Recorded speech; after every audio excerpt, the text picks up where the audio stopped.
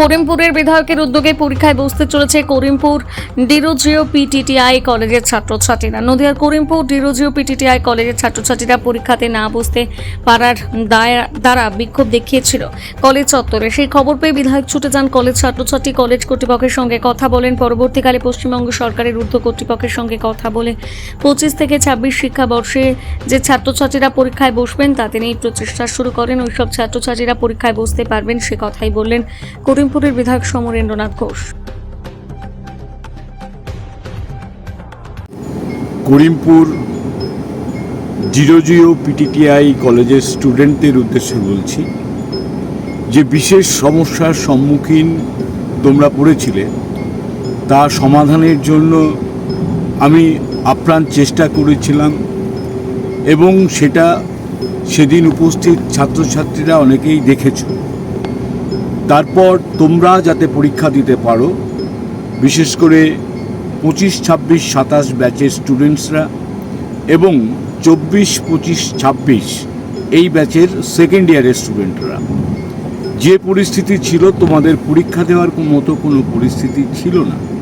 আমি মাননীয় শিক্ষামন্ত্রীর সাথে যোগাযোগ করে মাননীয় আমাদের প্রিন্সিপাল সেক্রেটারি আইএএস বিনোদ কুমারের সঙ্গে কথা বলে এবং সর্বোপরি পশ্চিমবঙ্গ প্রাইমারি কাউন্সিলের মাননীয় প্রেসিডেন্ট রঞ্জন ঝার সঙ্গে কথা বলে একটা বিশেষ সমাধান সূত্র বের করা হয়েছে।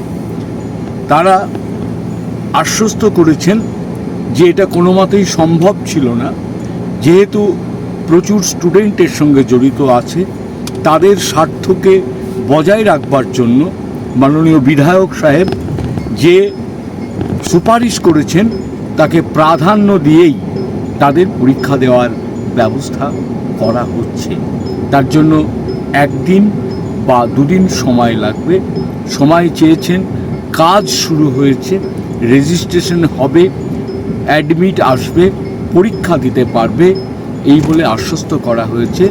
ছাত্রছাত্রীদের উদ্দেশ্যে জানাই, তোমরা কলেজের সঙ্গে যোগাযোগ রেখে যদি তোমাদের কিছু কাগজপত্র সাবমিট করার ব্যাপার থাকে সেগুলো দেখে নিও।